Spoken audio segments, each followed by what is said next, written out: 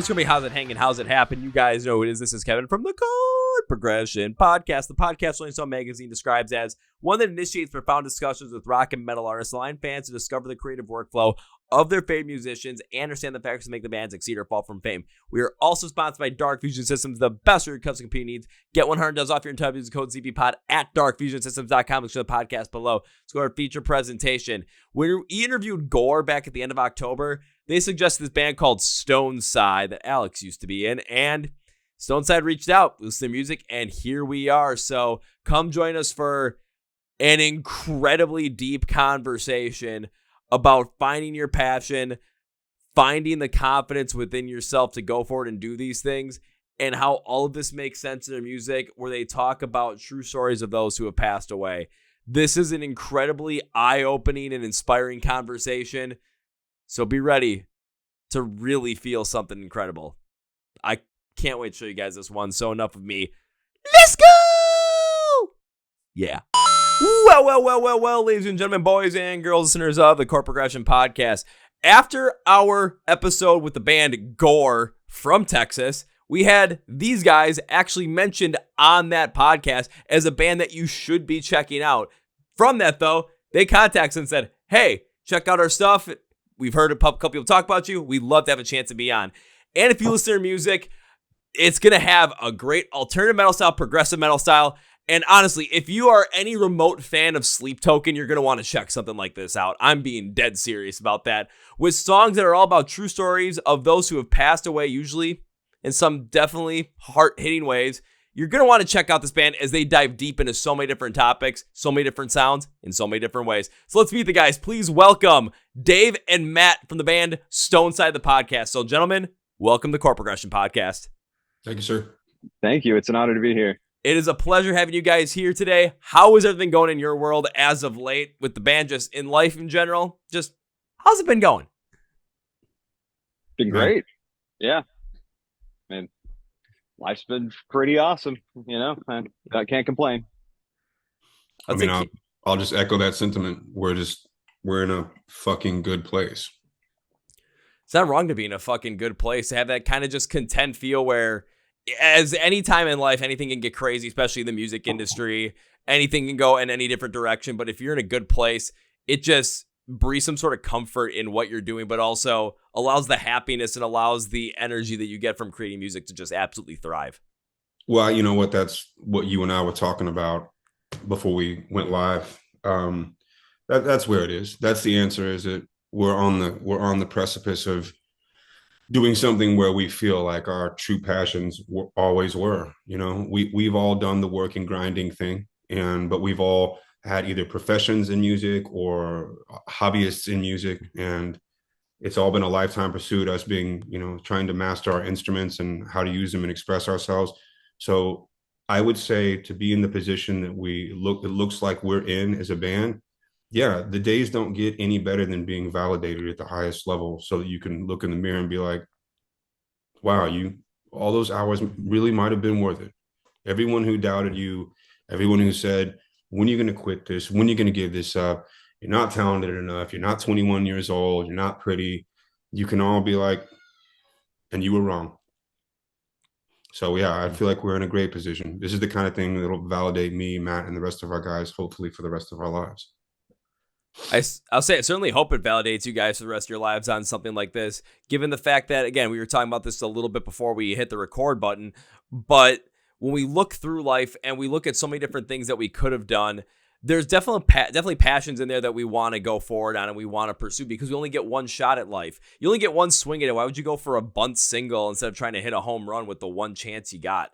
And of course, there are people that want to go out there and potentially play it safe. People that want to go out there and just work a day job and have a family. If that's your idea of what you want, absolutely go for it. But there are so many other people out there that have these different passions, have these different desires that they want to go forward and really make a positive impact world with their passions. Go for it. Give it a shot, because if you don't, then you might not be actually enjoying life, and you might be living life the way other people want you to live it. Yes, as musicians, and even with myself in the podcasting game, it doesn't make sense to a lot of people. So when you finally start to just continue to believe in yourself, I'll say you already do, but when you continue to believe in yourself, you're able to push past that and start to see some success and see people go from, you shouldn't be doing this, you should be playing it safe, to, oh, I knew it all along. You always had it in you. You're always doing great. Can't believe, you're doing well. It's like, okay, I wish you were there at the start of it, but having that sort of recognition gives that feeling of like, you know what? I was right all along. I should have been following this. I should have been going after my passions, because the positive impact it's not only having on my life, but everyone else's life around me is much better than just trying to play it safe. I agree. 1,000%. I don't want to be on my deathbed with any regrets going, what if I had just gone to that show or actually performed that one time? Could it have been that one time that made you, or whatever? Like, I started doing music, want to keep doing it, gonna keep doing it. Whatever happens. Sorry, Maddie, go ahead. No, go ahead. I said, I guess we kind of went into this blind without giving any fucking context. Well, we definitely went this blind without giving any context, but so I've got a great way to do this. I'll give a little bit of context, but then I'm going to go into a great segue question. So the context was, Dave actually asked about how I got into this whole entire podcast thing, and this really went forward in the story that I've told many people many times about, going through life, getting out of college, having depression, suicidal thoughts, basically wondering where life's worth was, and finding my own passion and my own feeling of what I want to do in life with something like this. So we already talked about that with many people on the podcast. I've already explained that to many people in the audience, but I don't know your guys' stories. So this is the perfect way to go into this. When it came to discovering your passion for music and figuring out that you wanted to do something in music for yourselves, create this band, whatever it might have been, what was that moment like, and what was that journey like for you guys? And that could be either as individuals, as a group, or both. I mean, I'm good with either of the three that you guys want to go off of. Well, Matt, how many hours you figure this gentleman has? Probably not enough. How many Red Bulls do I have to mainline to be able to, keep the energy up for this? Matt, actually, you go first, because I actually really don't know your formative influence with how you got into music. I mean, I know what you've done, but I don't know what the critical moment was for you, even having known you for years. Critical moment. There's been a collection of critical moments, I think, that have helped shape me, but I can't really nail it down to one, but several. One of my first ones was going to a family Thanksgiving, sitting down. There was a piano there that nobody ever played, and I would sit there and kind of pick out notes. And my aunt that owned that house, when she passed, she gave me like 5 years of piano lessons, and I just kept taking them, kept doing it, and got plenty of other moments, I guess. But that's I think I think the next big one along that path there, really just because I kept doing music. I was in marching bands. I did a drum and bugle corps for a few years. It's based out of Denver. Took a few college courses on it, but it was more, I think I improved more on my own, just in study. And there are very intimate moments on your own, just while you're playing something, that you realize, oh, I have this technique. Like, I know how to do this thing now that, you might have been working on for years, and then just one night you're sitting there doing it. But I ultimately, meeting you, when I was in another band, our bass player had approached me with a song, and he goes, "Hey, my friend is working on this band. He was in another band. Here's his music." Played a song. I immediately was like, "Oh, he knows how to write music. That's a project I want to be involved in." And met him at a bar. He goes, "I don't know how to make this happen on a live scale. Like, I write the music, don't know what I'm doing. Hey, I got you. Not a problem. I know how to do it." I really didn't, figured it out, and it's been a blast, and we've just kept doing it. So no, Matt, I'm glad you admitted that you had no idea what the fuck you were doing. I had some idea. I had planned it. I had spent a good 6-7 years working in DAWs like Ableton, Reason, Cubase, and playing with MIDI controls and stuff. So getting into this was just the natural progression. The one thing I got to say about that is, we were talking about just that times, people just don't really understand it, or people are not going to necessarily support it until they see that amount of success, and like then they kind of get behind it. But that was the context. All right. Yeah, no, but from the whole entire point of that, when you're talking about, going over at Aaron's house on Thanksgiving and just touching the piano and just playing notes, and then all of a sudden she ends up gifting you 5 years of piano lessons as her like last will and testament. That speaks to the fact that she saw something within you when it came to a musical sense and wanted to foster it in any way possible. So even in those tougher times when maybe people are constantly saying, do something else, take this safe job, get a steady paycheck, do the thing that made sense to them, you could always go back on the fact that there was someone in your family that believed in you so much that their last act ever was to give you 5 years of piano lessons because they believed in you that much. Matt, I just want to say that's crazy that you've never told me that story, especially since, like, obviously, I mean, your listeners don't know, but we write about people who have passed. Well, you actually said that at the outset, but Matt, I didn't know that. That's really, really intense. That's definitely some meant to be type shit. That's crazy. That was my experience. I would sit at my grandmother's house, and I was always in trouble in school, and my life was really, really chaotic. And I sat down and I would just start fiddling around on the piano. And every single time I got up, I'll never forget it. I remember it to this day. It was literally the only thing that would calm my mind, just the piano. I would get up and there would be this internal sense of quiet. I guess as I came to be older, I would know it as mindfulness or meditation. But just through touching and playing the keys, it was just, I guess, because I was quiet for so long, it was transformative. And then from there, shortly thereafter, my father would just go buy CDs in the top 10 or whatever. And if he didn't like them, he would just like basically toss them. And I was really, really young, and he handed me like I think it was Depeche Mode Violator. And I think it was maybe the first Portishead record. I can't remember. But he's like, it's trash. You might like it. And I put on Violator and like Duran Duran, and I think Nirvana and Utero, and just I had never heard any music that was like dark like that, and it spoke to me. And then from there, it was fucking off to the races. I went to the pawn shop and bought an acoustic guitar with a fucking hole in it, and I was like, I'm gonna learn all this shit. Don't they all have holes? Check, please. Well said, sir. Well said. I love that. But they've kind of even just add to that too, because I've kind of experienced something similar recently like that, where you're talking about music being that thing that calms your mind, especially in more of like a mindfulness or meditative standpoint. Recently, for my full-time job, we're doing some sort of like leadership training with a couple of us, and it's mostly like psychological. We're going through like meditation. And when it comes to me trying to meditate, my mind's always going all over the place. I'm always thinking about different things. It's never calming down. And you're trying to have to get back to that center point when you're meditating. And instead of just trying to breathe and just kind of work through it, my mind plays like 15 seconds of a song in my head, and that'll just calm me down and bring me back to the center point.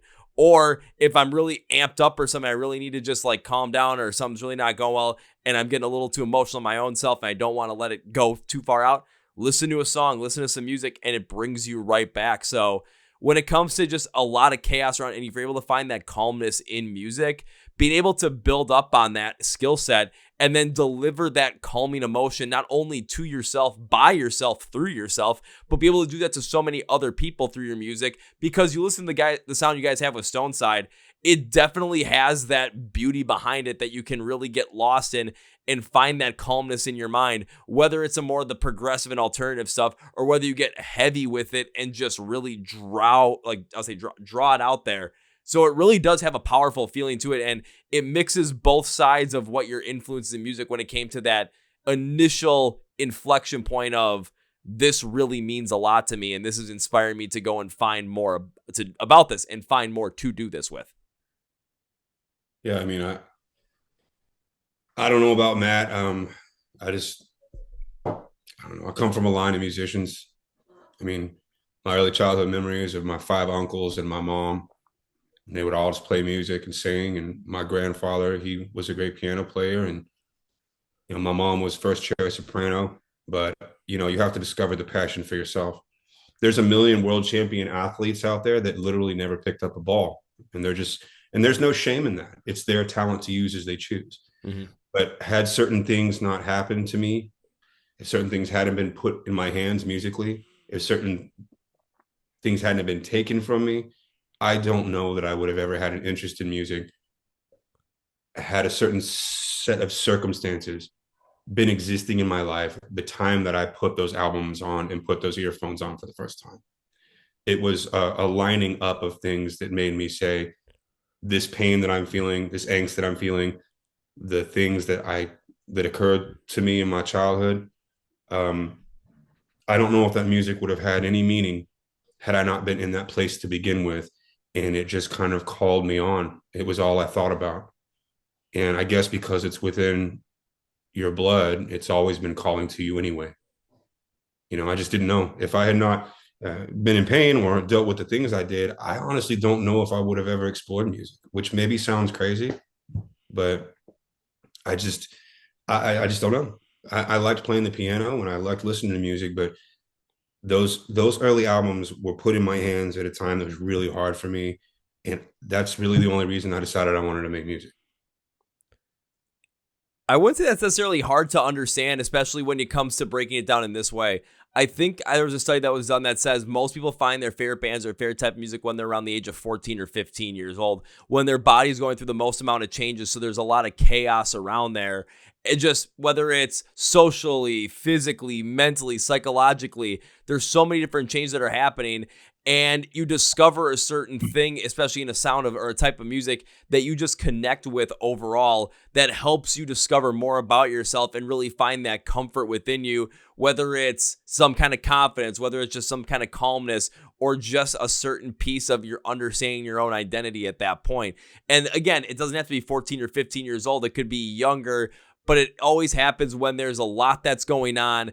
And it's kind of like there's a very formative time period where you need to discover that. For me, I discovered my favorite band when I was 14 years old. That's perfectly fine. But I didn't really discover how much music meant to me until I was going through as much mentally as I possibly will probably ever go through at the age of 22. So it does happen there. Dave, it seems like it happened to you when you were a little younger, possibly Matt to you as well. But it's just being open to the point where that you're going to be potentially going through tougher parts in life. And when you discover that peace, it doesn't have to be music, but when you discover that peace that's going to bring happiness, calmness, and maybe a sense of self-identity and realizing who you are to yourself, then you find the passion for it and you drive forward into it, and it helps you discover even more beyond that. And then you're able to help deliver that same kind of feeling to many other people through your own passion and through your own likes and desires with that object, with that subject, object, whatever it might be. Yeah, I think I don't know if y'all believe in any kind of fate or serendipitous things. I don't know that I do, but if things like that make you wonder. Things happen at very strange times, at very strange intervals that change the course of my life. And Matt, I see the look on your face because you fully believe that these things are meant to be. I'm not. Everything happens for a reason, man. Everything. But if Yeah. music hadn't come into my life when I was in that hell, again, as crazy as it sounds, being from an entire 4 generations of musicians, like I don't think music would have moved the needle for me much. I mean, I enjoyed it here and there, but it wasn't until I heard really painful, darker music. I can't describe the kind of mental awakening that occurred. I mean, me and Matt joke about the use of psychotropics and things like that to kind of try to achieve mental states. And I'm fairly new to that game. It's proving to be like really soul searching and great. That was the biggest psychedelic moment of my life, was having a tearing reaction to listening to a song. I just didn't know that a sound could create that feeling. That still doesn't make sense to me this day. How can certain notes make you want to weep? It's the same way to this day. I've never gone back into passion, and I never. We were born this way, and we'll die this way. It's within us.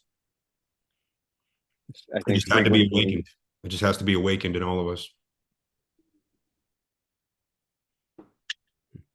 That's all that needed to be said. But yeah, agreed. I got really intense there. I'm sorry.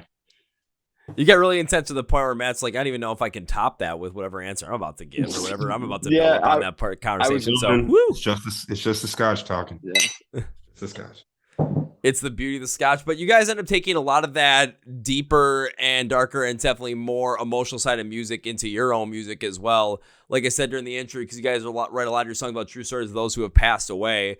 So my question around that is, why do you guys focus heavily in on that kind of a topic? I know it's not the easiest topic to talk about or really deliver on, especially with how personal it can get not only to you as songwriters, but to people listening. But why do you go so deeply into that, and why are you so inspired to write about stuff like that? Well, it's an interesting story, but there's a lot behind it. I'll just start with the name. I lost my job during the worst part of the pandemic, and I didn't have shit to do. And I had a real bad back injury, so I couldn't really go run or lift weights or any of the things that would occupy my time. So I was just going insane and doing all kinds of things that weren't good for me. And so I just started to walk. Every day I would get up and walk. And it just got further and further until I walked out to this. It's kind of like a little countryish area out where I live, now even further out, and there's a cemetery there. And I went there, and I have a very little boy. At the time he was much littler, and he was walking with me. And I just didn't think anything of it. We didn't bring up the death conversation, but he was looking at the gravestones and he wanted to know. He was touching the tombstone or the headstone, and he said, are they in here? Is this where they're buried? And I didn't want to scare him, so I was like, no, baby, they're not. They're around here. This is just kind of a monument to them. And he nodded, and he goes, well, they're on the stone side now. And he patted the grave, and I just this eureka moment. And it happened to also be. I haven't actually told anybody this. It was an anniversary of a girl that I had a pretty long-standing, off and on again relationship with, and she died in a drunk driving accident. And it was the anniversary of me finding out, which was over the internet a year later after I thought she had blocked me on everything. And all I found out is reading in the comments section saying, we love you, Jenny. We miss you. I wish you were still here. And I wrote one of her friends, and she's like, oh yeah, how did you know Jenny? And I didn't want her to know anything. So I was just like, oh, we were friends, but we were, way more than that. And I think the culmination of me losing my job, struggling with kind of some mental stuff, and then my son saying something like that, something happened, because I wasn't going to write any more original music. Me and Matt had made music before, and I just got burned out. For 3 or 4 years, I just sang in a fucking cover band, and I had no love for writing my own songs anymore. I kept telling him to write no matter what. Just keep writing. I text him randomly after like not talking to him for 8 months. Like, I hope you're writing. Be good. But after that, it just kind of opened up the floodgates, man, to be honest. For somebody who wasn't in combat, I think I've seen kind of a disproportionate amount of death, and had a bunch of close calls myself. And so I think almost dying is a gift, because I got to, for a very brief moment when you're about to die, I almost died myself in a river rafting accident. I always thought I was a piece of shit. I still struggle with that. Matt tells me all the time, like, basically I just have low self-esteem and I question myself all the time. I try to be open about it. But when I thought I was going to die, I'll start agreeing with you if you want. I mean, do what you do, man. When I started never going under the water, I was maybe 16 and I couldn't overcome the water. I was a good swimmer, but it's just different when you're in white water. The last thing I thought before I got pushed under this thing of debris, and the water's pushing me underneath, and I'm trying to hold on as long as I can. And I was like, just take one final deep breath and just hope. And the last thing that I thought of was not words or anything. This image popped in my head, and it was my mother and my sister who raised me. And it was people knocking on the door, and it was soldiers giving her that folded flag like they give you when I guess your husband or a serviceman has passed away. Is that what that is? And that was the image in my mind. And I saw my mom crying. And I remember right before I went under, there was this feeling of, oh, I love them. I thought of them. I realized that later because I got saved at the last second. They ended up pulling me up. We actually had to pull my counselor's body out of the river, but I survived. And in the days that followed, I thought I would never have got a glimpse if there was any goodness in my heart had I not come that close to death, and what mattered jumped to the surface and screamed louder than all my self-doubt. And that scream was, no, you actually do love something. You're not a piece of shit. You're not self-centered as much as you think you are, you know? And I'm sorry, this got way heavy. Sorry. No, don't be sorry. Getting something. Anyway, that's the reason why I write about stuff like that, because I've had a bunch of experiences that were catalytic of where I am in life, and losing a loved one or two, and then almost dying myself.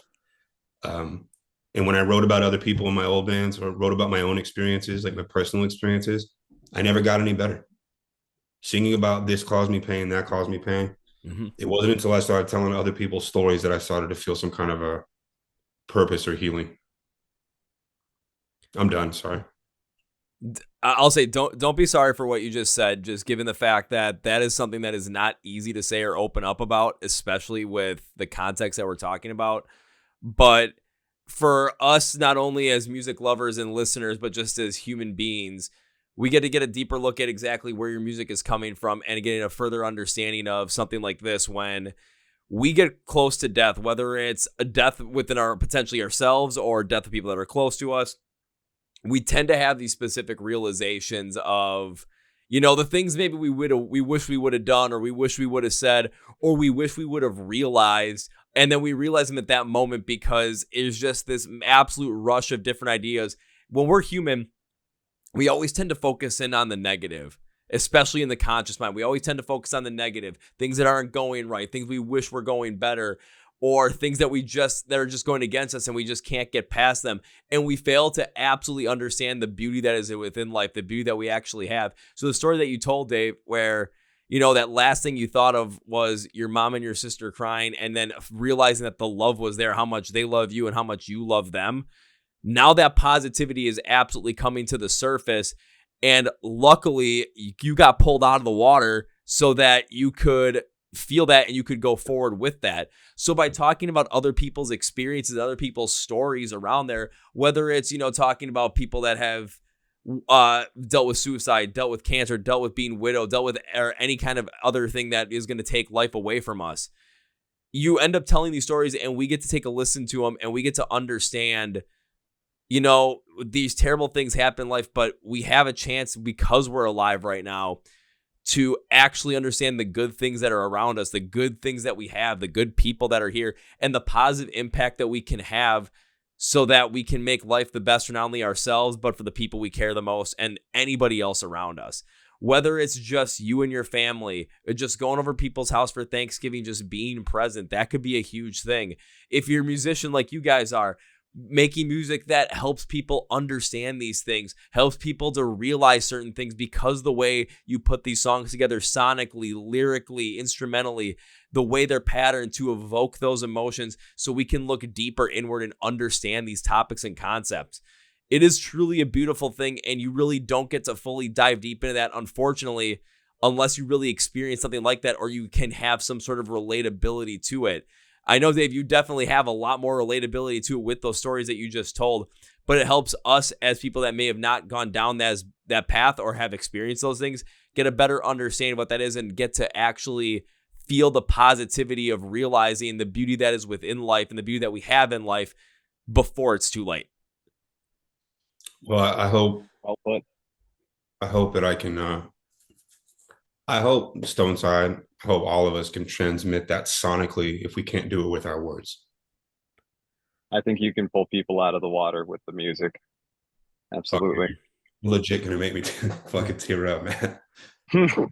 No, you absolutely can't, because I always thought about this. It's like, I think it was someone said that like art decorates space, but music decorates time, because music can give you that transformative feel of remembering a certain time because of the way that it's constructed, because of when that sound was specifically popular. Or I always like to look at it as music can help us explain those things that you can't actually explain, because it's hard for me to explain a feeling of what I went through when I felt like this, or what it felt like to go through that manic amount of depression and suicidal thoughts that I was feeling back in the end of 2017.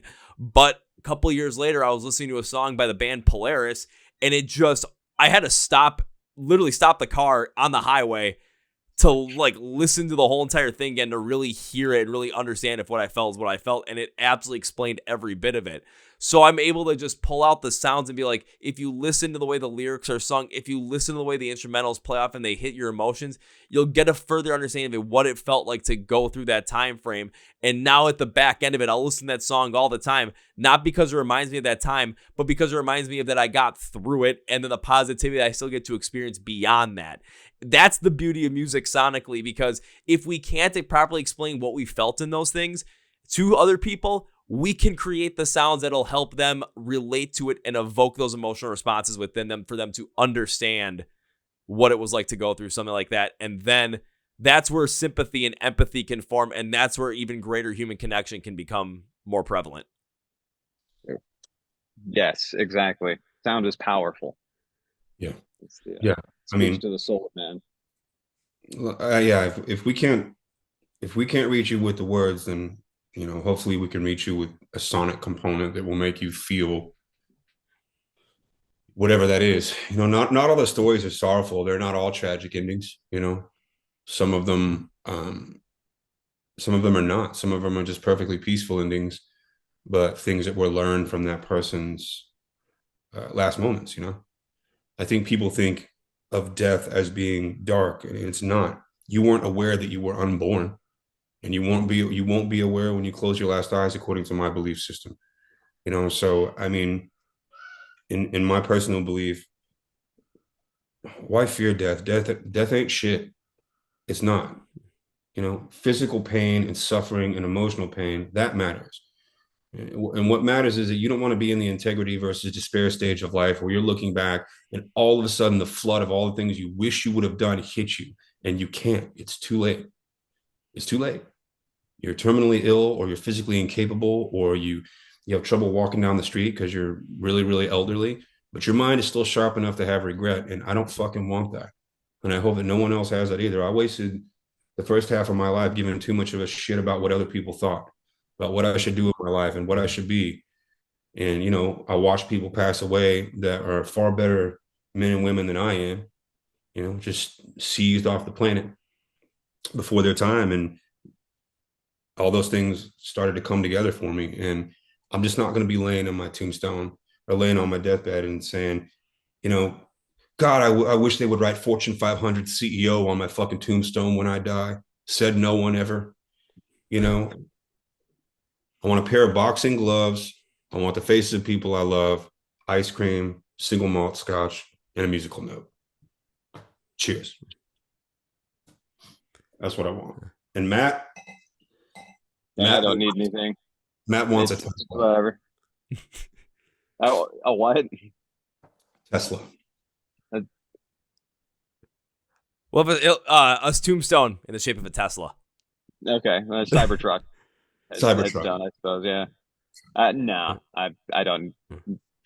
I haven't really put too much thought into it, but put a rock there. People know. Yeah, it's fine. What would you have on your? I'm not gonna be here, man. I don't care that much. Yeah, I'm gonna look at it. Your vanity doesn't want you to have a cool tombstones. It makes people ask questions. You know, I do kind of want it to make people ask questions. Maybe the Cybertruck is a good idea. Why don't you just have a tombstone that's a question? That's not as fun. Now you guys are making me think about, like, what would I have put on mine if I had the choice? And I think I just thought of something that I totally would do. And I would, like, you know, you have the name on there, but instead of having anything else on there, I literally have a QR code on there. Okay. So of course people are going to wonder what the QR code is, and you scan the QR code and all it is pictures of me and all the other people that I've been able to get in contact with and care about. So it'd have all the group pictures from all the concerts I've been to the past 2 years when we started taking group family photos after every single show. Dude, all the photos, like that's kind of not a half bad idea. Like, photos with family, friends, going to Louder Than Life with people that I met in Georgia and just hanging out with them and just the stupid shit we would do. But it's like you get to see that in my opinion, it's like people can see it's like, okay, like who was this person?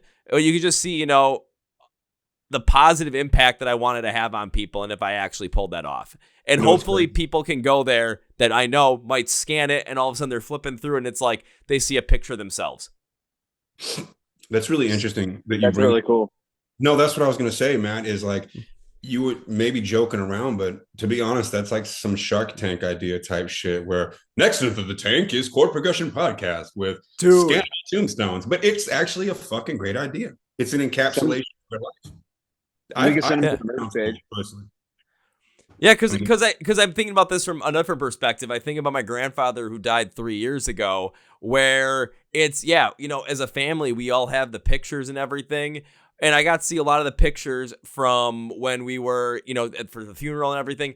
But this was 3 years ago. There's a lot of pictures that I have not seen since, or not anybody else has seen since. But what happens if I'd go to the grave, scan a QR code, and then I could just swipe through all of them? So then they're always there, and you can always find the person. You can always see who they were connected to, how many good times they had, and the positive impact they had on so many people. Yeah, I agree. Because honestly, I would pay to go find a picture of, again, I got one of them up in it's on a PBR, it's sitting on a PBR mini fridge in the corner right there. It's really a picture of me and my grandpa up north, and he's teaching me how to clean fish. I'm not going to lose that. Awesome. I love shit like that. Because those are the times that matter. It's not your fucking job. You if you have a job that you love, great, and that's awesome. I've had jobs that I love. It's to keep food on the fucking table. Mm-hmm. It's those moments. Good friends, good food, good family. Here's something interesting, and I did this, and I don't know what made me want to do it. I went and I tried to look up some of the famous last words and thoughts from some of our foremost intellectuals, mathematicians, philosophers, politicians. And I'm sure both of you gentlemen can guess the themes that kept coming back that were mentioned from people, different races, different ethnicities, all of our brightest, best and brightest. It was all the same things. It was laughs, good food, good family, the beauty of the land that they lived in, memories of the hills and things like that. These are not romantic, faraway concepts. This is the shit that we're stepping over every day, getting stuck in our daily life routine bullshit. This has been right here the whole time. All those things are here the whole time that we're wasting our time away, as you stated at the beginning of the podcast, doing a job, coming home, watching Netflix, going to sleep.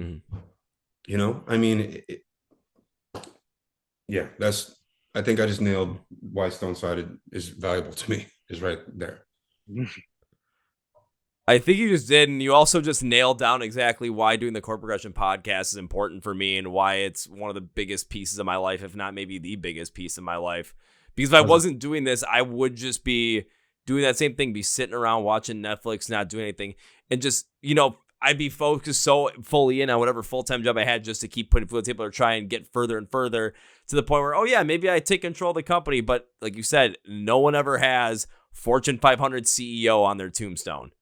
But how many people have loved by their family and friends? Because that's really what matters. That's your passport to the gates of heaven. It's not, did you make a lot of money? No one gives a fuck. This many people give a fuck about how much money you made.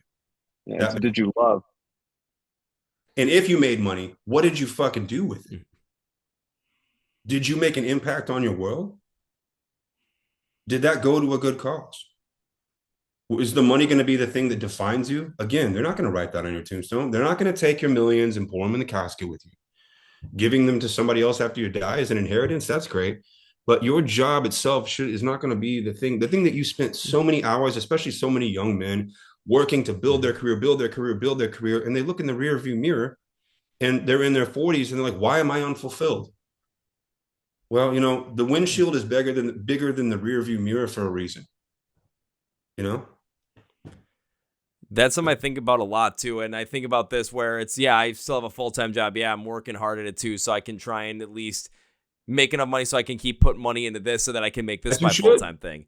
But I've been to 50 concerts already this year by the time we were recording this. I've been to a couple of different festivals this year. I'm dating an incredible girl right now.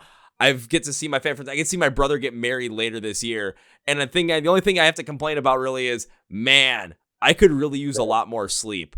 But I think about it, I'm like, I would rather complain about I could get a lot more sleep instead of I wish I would have done this. I wish I would have done that. I wish I had something to do. because when the time comes or if I'm sitting around doing nothing and laying on my deathbed, I'm not going to be worried about how much sleep I got.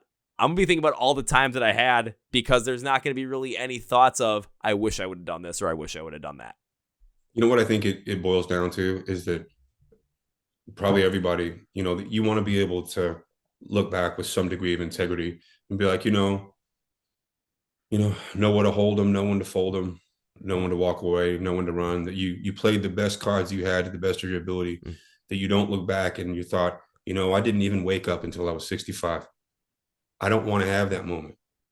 I don't want to have a midlife crisis. I just so desperately want to achieve some kind of a black belt in moral or life wisdom before I'm 70 years old. It would be ideal to have some sense of purpose and feel convicted in that and know the beauty of living my life and trying to give back and try to affect good meaning while I still have 2 hands and 2 arms and I can move okay. I just don't want to do what some of the people in my family did and say, I'm going to die in this office chair and they're just going to have to wheel me out. That's literally a direct quote. You know what? You missed the mark, man. If you have that mentality, then you miss the mark. It's funny because if you have this conversation with grown men, a lot of them will make them squirm. If you go and any of this comes up even remotely around the barbecue pit when you're drinking, if you start to talk about, I'm really not a big fan of my job. I'm actually, I want to let you guys know I've actually been a writer for a long time and I have a book written. It's too intense. Somebody's going to make fun of you, but everyone there is fucking envious. Everyone's like, shit, I invented this new product that wipes your ass with no hands. And I've been thinking about rolling it out too. Those are the. Before we finish that last quote, I had 3 insults ready. I was ready. It was loaded. Yeah. No, I would read the book 100% as your friend. It's just, I just don't know why it takes some catalytic event or for us to finally grow enough balls when we're like in our 40s to just be like, man, I don't want to do this shit anymore. What is my life for? Like, why do we all have to wait so far and do all the shit that they told us to do just to get to the end of the line? And you've got 30 years in the rearview mirror and you're like, I didn't want to do any of that shit.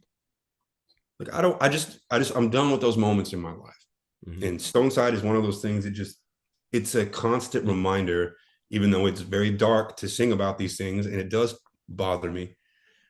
It's just a constant reminder of like, David, get out of your own fucking head, put down your phone, go outside and just breathe and look across the street, watch the coyotes, just feel the sky. Don't get bogged down on your own psychic garbage or the societal expectations. Oh, musician this, musician that, or, oh, you should have finished college, or, oh, you really let us down, or, well, this is what society expects of you. I'm going to be alone in that coffin at the end of my life, and none of them are going to be in there with me. So what I do from the time I'm born to the time I die, if I'm not hurting anyone, should be up to me with no guilt attached to it and no criticism either. Sorry, I get really angry about this shit sometimes. No, I don't blame you for getting angry about this stuff, because I can easily see that where there's a lot of people that I know where it's like if we were standing around like a barbecue pit or something, or just sit around the bar drinking. And back when it was before they knew I was really doing this stuff, when I'm like, I'm trying to do something with music, I got laughed at. I definitely got laughed at. Now, no one really laughs at me because I've been doing it. I've kept doing it. And all of a sudden they're seeing the fact that there are bands that they know or bands that they've loved for years that all of a sudden are appearing on this podcast and I'm talking to. I mean, recently I got to talk to John Cooper of Skillet, and the amount of people like, holy shit, you got to do that? Like Matt was actually referencing that before we got on. I also saw, not to change the subject, but I saw you also spoke to Left to Suffer. I actually just got off the phone with their manager, Jeff Minnig, about 2 days ago, trying to maybe work with him on some stuff.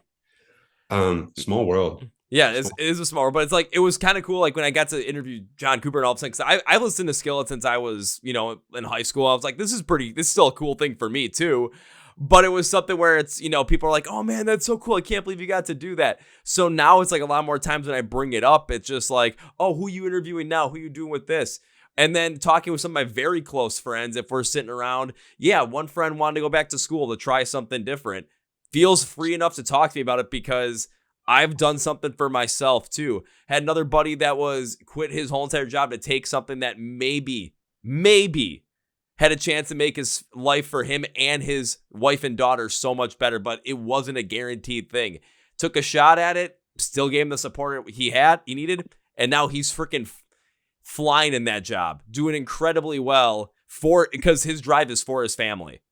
It's not to try and make more money for himself or make more money than anybody else. It's because he wants to provide the best life for his wife and daughter, and he's doing it. And he's able to come to us and talk to us about this stuff and be open, like, I'm thinking about trying something different. I'm thinking about trying something new. Because I think a part of it is when you see someone around you in your circle that is able to do that, you get inspiration from it. But if you have no one in your circle that's really able to do something like that, or you have the inspiration, find some inspiration other places. It could be in your family. If it's not in your family, find the inspiration where other people have delivered that inspiration from and where you can absolutely feel it emotionally. And this is where music is the best place because, again, you can feel and understand those concepts on a deeper psychological and emotional level than you ever would if you heard them described to you, if you read them in a written way, or if you saw them in film, because the music is going to hit you in such a certain way that you're going to be able to understand it, relate it to yourself, and find the passion and inspiration within you. I agree. God, you're fucking so good. Wow. You're so good with your words. It took me a while to get there, man. It definitely took me a while to get there, but it's just I've tried this so many times. I've experienced a lot of things, but I've also talked to a lot of people where it's like I put myself out there, I put myself in those positions where I have to be able to do something like this, and I did it. It wasn't comfortable, but I did it. I mean, I wouldn't sit and say, do something so out there and so reckless that you would risk the financial security of your family. Of course not. But if you have the opportunity, God, I just can't think of anything worse than looking back and being like, God damn it, I had a chance. I don't want to have that. That's got to be the worst fucking feeling on earth. And as far as reaching up and doing something, being the first, like once your friends do something, it might inspire you. It's hard to be the first, especially if you come from a culture or a family that really doesn't support unorthodox career endeavors. Musicians, artists, athletes, podcasters, animators, you name it. Any creative field, like, I'll be honest, like, probably I'll walk outside and 1 out of every 2 houses is going to be like, nah, my son's not going to do that. What's the point of that shit? Like, literally, I'm in Texas. Like, a lot of the times it's, don't do that. That's a waste of time. What are you going to do with that? You're going to teach? Like, oh, I don't know. Maybe. And if I do, what? What if I enhance the kid's life? What if it enhances my life? What if I just keep a roof over my head and things are hunky-dory and that's what I love to do? Why is it any of your concern? I just think, I just want to tell a story real quick. This is one of the things that, I don't know, maybe y'all have a moment like this. I sure hope so, where it's going to come across as real awkward. I recorded something when I was real young. I was maybe like 19. It was the first time I'd put anything on record, and any kind of been in a big studio, and I was all bright-eyed and bushy-tailed and shit. And I let, very reluctantly, because you're nervous about, hearing your voice on record. I still have trouble hearing myself. I gave a copy to a couple of my friends and one of my early college friends in like my freshman year. And I'm in my house hanging out in my apartment, and they called me and they're like, dude, this shit's badass. Like, yeah, we've been listening to your album the whole time and I can hear it in the background. And I was like, I didn't even know how to react. I was like, are you serious? He's like, yeah, this is fucking good. He's like, you're good, man. I remember that. And I could hear like all my guys in the background, like, yeah, man, come over to Rico's house. We'll have like a listening party. He's like, we're just hanging out. We're having some drinks. Come on over. And I was fucking excited, man. And, my jumpy, happy ass hopped in the car and drove over in my mom's minivan to Rico's house. And I get out of the car and they're sitting there with his car doors open. And I can tell something's wrong. I pull up and I get out of the car and they all start laughing hysterically. They have the car doors open and they're blasting a song they recorded in his house, like on a tape cassette, and making fun of my songs and my lyrics and the way that I sang. And they're all laughing, holding their stomachs. This one dude, I'm not going to say his name, but I know him to this day. He was laughing so hard, he literally leaned over the front of the hood and started hitting the hood. And, as a young male, you have your pride, so you just kind of smile and laugh it off. But that shit cut me so fucking deeply, and I have no problem talking about it. it was just one of those moments when I was like, wow, I bled my fucking soul out here. And I can guarantee you those guys would be like, what? It's no big deal. Wow. I've never heard that story.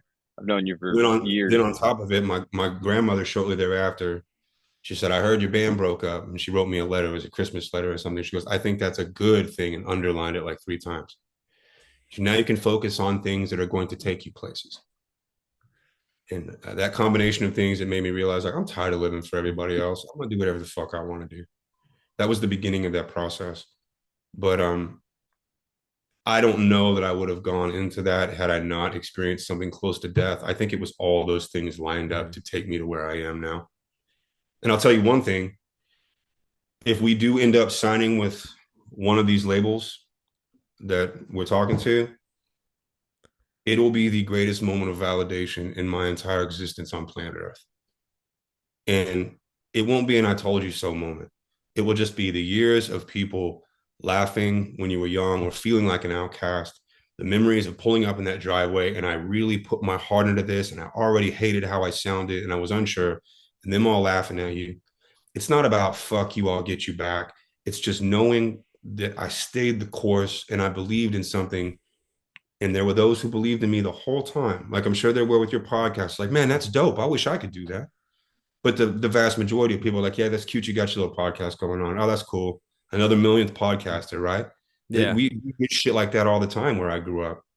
And now here it is. Me and Matt are on the verge of signing a contract. It was some dream shit. We'll be 0.something% of the population. It's like being an athlete from the hood and getting picked up by the NFL. You weren't supposed to have any chance.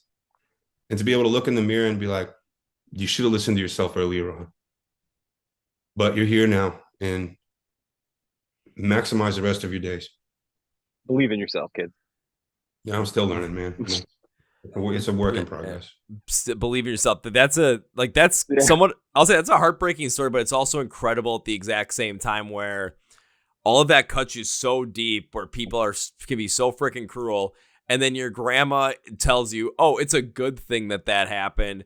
And then the realization hits of, again, this ain't their life. This ain't their lives. This is your life, and it's what you want to do with it. And it's not a fuck you to them, but it's a validation of who you really wanted to be and who you really are, showing that to the world. Signing to a record label, you're right. It's like .something% of every single band has ever signed to a label, whether it's a large label, like a sister label, developmental label, whatever it is. It's under 1% for sure. I even saw this too because I had a very similar conversation with someone a while back. It was like with podcasts, it was like 99% of podcasts don't make it past episode 50. It's like, okay, so if you make it past episode 50, you are in the 1% of people that have actually continued on with it. And when I air this episode, it's going to be like episode 576, around that number. So I love stories like this. That's amazing. Shit like this. I love shit like this so fucking much. So it's like you don't stop. And I mean, I've gone through other things in life too, where I was always in other aspects, always bullied, always put down, always looked down upon because of these aspects. And even on those aspects, am I as tied as closely to those aspects as I was when I was a kid or when I was a teenager? No, I'm not, because I'm much more into music because I found really what's my passion. Am I still passionate about a couple of those other things? Just not to the same capacity, but yes. Are there other people that still try and get on me about those things? Yes. Does it affect me as much? Absolutely not. I have fun with it. I play with it. I have a good time with it. But if they're going to cut me real deep, it's like, okay, now I have the confidence in myself to actually stand up for myself because I've done something for myself. I built that internal confidence within me. So if you're going to step over the line, I've got no problem coming right back at you to step over the line over more than that because you already did it. I'm defending myself here. I've done that a couple of times, not in music and other factors, but it's fun. And it's also kind of cool when, especially music, or I can even bring this up in the podcast as well, when you continue doing these things, when you continue focusing on yourself and not letting yourself be influenced in how to live your life from other people and what they want you to do. There are other people that see that, they pick up on it, and then they become inspired from it as well. It could be family, it could be friends. I want to give a shout out to my buddy Julian on this one because he started following the podcast back in like 2019, 2020. I would do live streams during that time. He'd join in, but he would never speak much or type much. All of a sudden, he started getting a little confidence to type more, speak more. He wanted to join in on the live stream, so I invite him in. He wouldn't talk very much like that, but then he starts to build up confidence, build up more and more. Now he's on Instagram. He does album reviews like every single week, putting his thoughts and his beliefs out there of what he thought these albums were, how he took them, talking music, because that's his passion as well. But beyond that, he's gotten so much more confident who he is as a person. And it's incredible to see that like journey from him not speaking that much and just joining in, just like, I just want to listen, to find the passion of what he likes to do, build up on that, and start to see people really see it and really actually take stock in what he not only has to say, but how he presents himself as well. It's been one of the coolest things to watch over the past couple of years. And I know he watched these podcasts too, so shout out to you, Julian. Love you, man. Julian, you made the right choice. Yeah, good work, Julian. That's awesome. Well, I was going to say, I definitely don't want to make it sound like, that everyone should be driven by demons. Like, I mean, Matt's an excellent example of this. Out of everybody in the band, me and Matt have known each other the longest.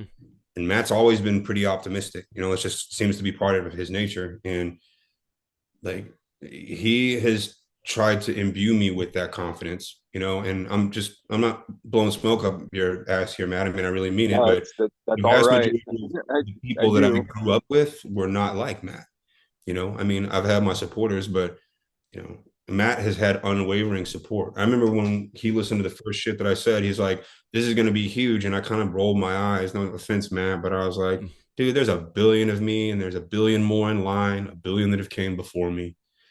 And, Matt was right. You were right. And I just had no faith in myself other than I'm just going to make music. And I don't know if I'll ever be good enough to X, Y, Z, but you had some unwavering, unquestionable self-belief. We put together a 3-piece and walked in after 2 weeks of rehearsal. It played for 2 judges from Disney and Pixar and landed a spot playing a gig as part of the Houston Super Bowl festival when it came to town. And it was got a standing ovation, man. Like I knew immediately. I hadn't seen you perform prior to that. And in that moment when you started moving and I realized what we had, it was like, oh, okay. Yeah, no, this is going to be huge. This is excellent. And so I stuck around and I've always believed in it. Yeah, you have. Stoneside is my favorite band. Since discovering Stoneside, that's literally 90% of what I listen to when I want to just listen to music and just turn something on. Probably no bias there because I have to listen to it 1,000 times a day. But learn the part. Yeah. And they say as like you never get high in your own supply when it comes to music. You absolutely can. Yeah. I love it though. I mean, I haven't gotten tired of it yet. Usually you pick up a project, you play it 1,000 times and you're like, oh, okay, we're playing this song again. But I don't get that with this project at all. That's a good feeling. Still in that honeymoon phase, huh, Maddie? It's early. Hey, still feeling the optimism, but there's 2 things I got to bring up to that. One, this is now the second band I've ever heard of that played that like Super Bowl pre-show or like pre-festivity thing when it was in Houston, because it's just weird because like I've heard a band that was doing that when I interviewed back in like 2021, and now I get to hear it again at the end of 2024. It's like, this is kind of wacky. We might know them. Who it was? The band is called Rozy, ROZY. Oh, I am peripherally aware of them. Yeah, they are out of Houston. I don't know any of them personally, but yeah, they're out of Houston. Yeah, they're a young band, like pop rock, hard rock kind of mix. And I've got like skate decks up here. You can't really see it, but they sent me one and I've got it hung up on the wall. I've had it up there since probably 2022. I've always wanted to see them live because I've had the podcast like 3 times. Fun people, a lot of energy. I would definitely say if you haven't checked them out yet, definitely go and check them out. But, well, Dave, what you're saying about, not everyone has to find that like passion and positivity through demons, where Matt can find it through like optimism and having the support throughout your life. Like, again, when your aunt paid for 5 years of piano lessons for you as your last will and testament, when you have people that support you in that, it does have a little bit of an easier time to go through that and build up on that. So it is another avenue. But when you can go about it both ways to find that positive, find that beauty in life. And when you have people that experience things, one or the other, but you have them in the same group, whether it's your friend group, your family, your band, your just social circle, whatever it is, that can inspire so many other people to want to do better for themselves, for what they want to do, and not live the life that they're expected to live by their parents, by their friends, by society, or just by some random person online that gives them a hate comment because that person can't get out of their mom's basement and get off their keyboard. That shit used to eat me up. Yeah. I'm not gonna lie, that shit bothered me. I think, I don't know, a lot of it, I think maybe I'm letting myself off the hook here, but you meet a lot of guys and girls where constitutionally they tend to be maybe like a little more resilient. Mm-hmm. And I don't know. I mean, I would say like the guys in my band, I'm lucky in that they're like that. And me and my drummer, I mean, we're kind of maybe a little on the angstier side. We'll go out to the desert together and sit there and stare at the sky, and he'll write really dark poetry, and we'll sit around the fire wondering how we came to be here. These really forlorn concepts, but everyone else in the band their work ethic is strong. They're even keel. I have that counterbalance with people in my life now, both in the band and with my family, that help. When the contract offer came, the first thing I did is shit on myself. And I don't know why I did it in a negative way. And this person said word for word, grabbed my shoulders and said, "You're not 15 anymore." And that at first I didn't understand what she meant. And then she was looking at me and she goes, "Let all of that go." She goes, "Celebrate something for once." And it just fucking hit me like a ton of bricks. I was like, this should be one of the best moments of my life, like the greatest, highest level of validation you can have as a musician. And it's just funny because I don't know how Matt would have reacted, but I wish I'd had a more healthy reaction to something instead of, God, it'll never be enough and I have to work harder and this can't be real. And, you're shrugging off your responsibilities. This is a pipe dream. You don't want to go into it too optimistic, cautiously optimistic, Well, the negative voices were much louder than even the realistic ones. There were virtually no positive ones. I have to have people like you and her. I have to have my own son who's 9 years old be like, "Daddy, you can do it." He's a secret genius, man. Got him tattooed on my arm for a reason. Hey, he's the one that ended up coming up with the name of the band, so... It's true. Exactly. Yeah. He's my undiscovered machine is the tattoo for him. Oh, nice. He's the robot with the heart, because he is very awesome. This, but at night, he doesn't ever hug me. Hey, he's not affectionate. I despise it because I want to hug him all the time and kiss him. He's like, "No, stop." He pushes my face away. But like at night, when he's about to go to sleep, I'll go in, I'll kiss him on the head, and he'll push me away, but then he'll reach and he'll grab my sleeve and just hold it. And I'm like, oh, he does love me. She's just like the most stoic cowboy ever. I'm like, "Hey, I recognize you. You're my whole family. This has come full circle." You have to earn it. Well, clearly you've earned it, though. Maybe. Even if you don't fully believe it yourself, you have people around you to let you know that you have earned it. You do deserve it. Well, I want to say also that doing podcasts and stuff like this is always difficult because I always get nervous and I start saying shit. But I think the fact of the matter is that's what I really feel. So I don't know why I shouldn't speak on those things. It's not the corporate world, right? I mean, if I have hell to pay for just saying the truth of how I feel and my personal experiences, well, then maybe I should become more comfortable with talking about my experiences then. Yeah, don't worry. This is the Chord Progression Podcast, not the Corporate Progression Podcast. You can do whatever the hell you want on this thing. I'll report you to HR still. No worries. Well, good thing I'm a one-man show, so HR is me. I'm CEO, HR, I'm the CEO. I'm also the janitor here. I do it all. I didn't mean to derail it with talking about all this dark shit. I'm sorry. Honestly, you didn't derail anything because this is the type of conversation that I'll say I love to have, but I don't strive to have. I don't strive to have it because then otherwise conversations don't come organically. But if it just happens like the way it does and we talk about this stuff, then not only do we get deeper into how music affects us, how you work with your music and how you believe music, but we also get to see underlying the experience you went through, what made you who you are as people, but also how so many of us that maybe are scared to do something like this or scared to go out and try something on their own can find the confidence to do it because they hear about the people that have gone through hell and back and now are there. And even if they get to that point, might not still think that they're worth it or deserving enough. But remember, Dave, you earned it. You deserve it. If you get stuck in life, just go back to this podcast towards the end and just remember, you earned it. You deserve it. I hope one day that I can really fully believe that somehow, I hope I hope something will set in one day, but until then, I only know one direction, and it's just work forward. Mm-hmm. I hope you're right.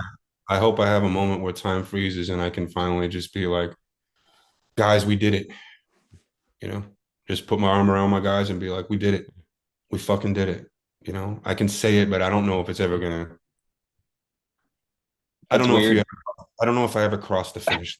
Like I feel like I have those moments every time we play, like every time we perform. Seriously? Yeah. Oh yeah. Oh yeah. There's a moment where I look up through that mask and I can't see anything, but I see us all moving in unison, and we're all focused. You can hear the moment, you see the crowd, you see the lights, just everything clicks for a moment and time freezes, and it's like, yeah, we're doing this, and yeah, it's cool. Man, I know. I hope you get it. I need whatever you have, dude. whatever the fuck that is, that's what I need a lot of. I'll say get the optimism for Matt, but then also just get the love and the knowing that someone truly cares about you from your son, when even though if he's like, "Oh, Dad, don't get away," but then he holds your sleeve. That's worth it. I'm kind of a cactus. Like I just need a little bit of water and I'll be all right. You know what I mean? I just need a little bit, just somebody let me know I'm doing some shit okay, and then we can move on from there. Yeah, but we'll make sure you get that constant little drip of water every time that you need it. Is that a question? I do no. randomly tell him that. That's not I don't drink water. Close enough. That's the Japanese water. Except it's not water. Yeah. Except it's not water, but it tastes just as good. I kind of insulted it by calling it water. Yeah, sorry about that. I didn't mean that, Hibiki. No. It's really good stuff. You're dead, motherfucker. No, I didn't mean it. So much positivity. We end with calling Japanese whiskey water. Oh, dear God. I know. I didn't mean it like that. Listen. Oh, look, he's had a really rough life. He didn't mean it like that. What he meant was he just wishes he could be like you. Daddy loves you. You good, too. But we're in an open relationship. Daddy loves him, too. Can we bring her home? Yeah? Okay. I was going to send it this way, and hopefully it makes it there. Hey, what's that meme of Birdman being like, oh, yeah. coming around the corner? I just see Birdman and Wheezy just being like. You just got to get a big, giant yellow suit to go along with it, too. It could be your next stage look. Just do a white tee that hangs south of your nuts.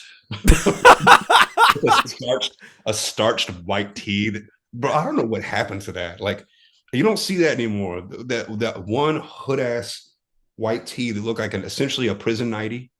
It's like that was a thing, man. Like you thought you looked fly in that, man. Who told you that? You got fucking lied to. 2007. What a time it was. Holla at your boy. I miss starched jeans.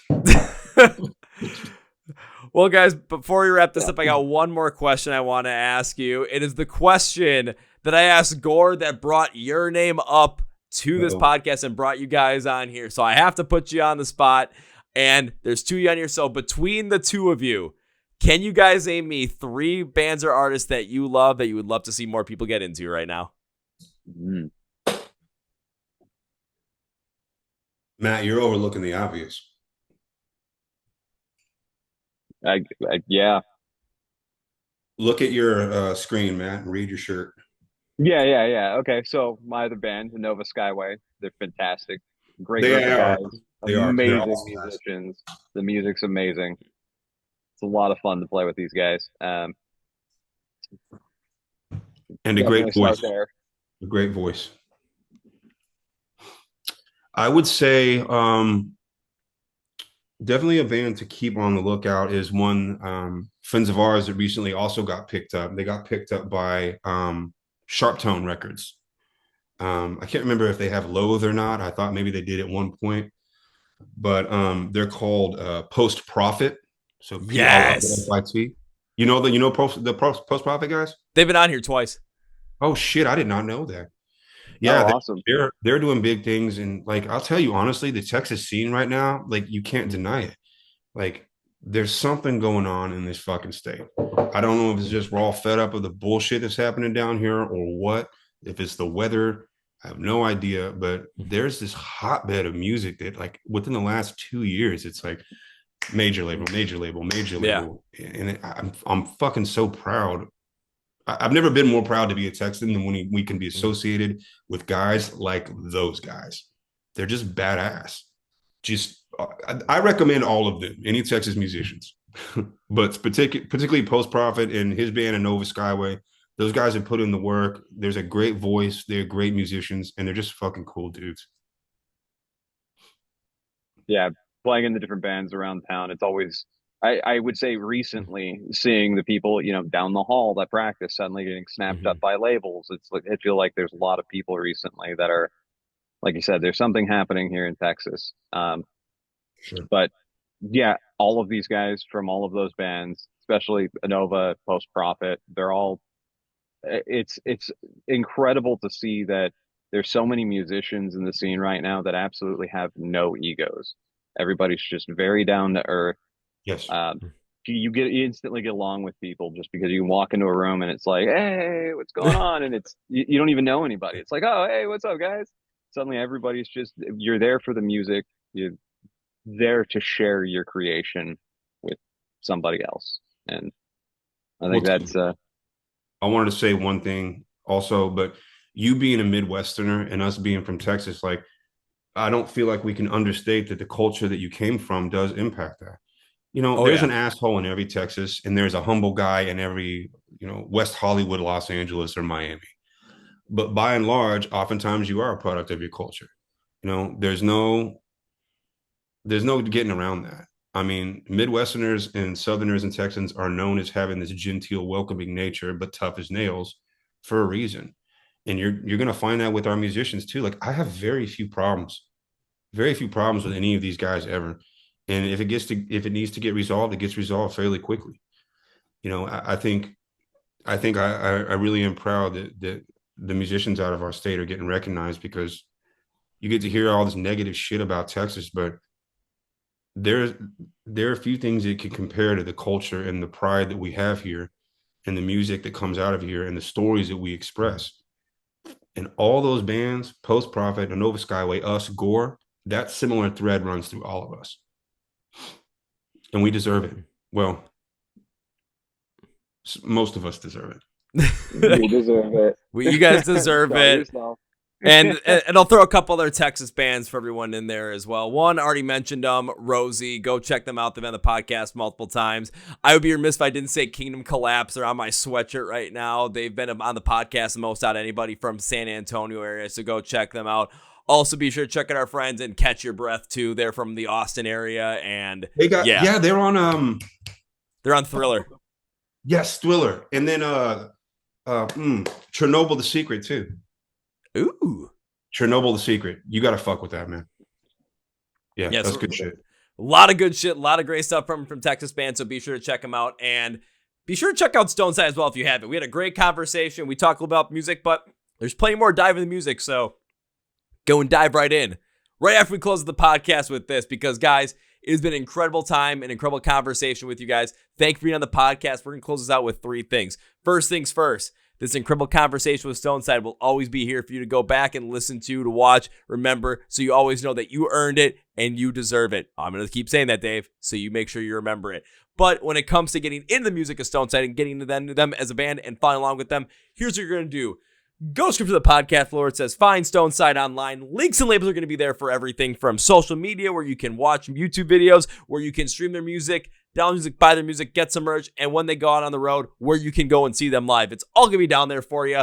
I'm doing all the work. All you got to do is click the link, and you're good. Just make sure you follow them. But now it's time for number 2, guys. Whenever I've guested the podcast, joined the podcast, I always tend to make a certain promise as a way to say thank you, and I want to continue to support you in the future. And this absolutely hit it even before we hit the record button. So I promise to you is this. It is not an if. If implies this might not happen. And I say when instead. When implies this is going to happen. We just don't have a day or time yet. But when I can see you perform live for the first time, I'll come and find you guys. I will say hi. But the real promise is, first round's on me. Cheers. Cheers to that. Oh, womp womp. Good choice in cider, by the way. Womp womp dink. Perfectly done. And now it's time for number 3, guys. We cannot end this podcast by saying goodbye. This conversation was nothing short of immaculate. And I made you a promise. Beyond that, though, this cannot be your only time on the Chord Progression Podcast. I want you guys back on again in the future. So this is not goodbye, my friends. This is. I'll see you later. Awesome. Until next time. Thank you. Well, folks, I'm later with Dave and Matt from the band Stoneside. Now it's time for Kevin's final thoughts. So, I mean, I kind of had a little bit of a feeling that the conversation might go this route, especially when we found out that, all their songs are true stories of those who have passed away, usually in some pretty sad ways. But the stories that are around that and the stories that have inspired the guys in Stoneside to go about this journey, whether it's what Dave went through and all of the negative to get to that point, or Matt went through that had a lot more of a positive, optimistic outlook to get to that point. But whatever it is, I mean, I've gone through stuff where I've had the positive support behind me as well. I've had the negative moments where I've had to fight the demons too. But it's a beautiful thing when we're able to listen and discover people that have gone through some incredibly dark times or incredibly horrible things or incredibly good things, and discovered that living the life that someone else wants to live or playing it safe, if that's not what you want to do, is something that you shouldn't do. If you have a passion in life, you discover something that gives you that life energy, that passion, that drive, go after it, give it a shot. Because as Dave said, no one ever, when they died, no one ever put Fortune 500 CEO on their tombstone. Everyone always puts something like loving father, caring mother, loved by family and friends. Man, that episode really got me thinking about how much am I putting the podcast work. And it's like I put in so much other stuff. But look, you can tell in my eyes right now, like I'm tired. I'm beat. I'm not getting enough sleep. But I'm going to look back in life and always think about doing this. Spending time with friends, going to concerts, spending time with family, spending time with my girl. It's much better than sleep. It's much better than nothing. Much better than just not trying. So I hope you're able to watch this episode back, understand that, just find that passion, find that goal, find that drive, and go after it, because you'll earn it and you'll deserve it. So I want to thank you guys for watching this one. Thanks, Stoneside, for coming to the podcast. Go follow along with them social media-wise. Down in the script for the podcast below, you can find them social media, links for their music, everything you need to know about the band, how to get into the band is down there for you.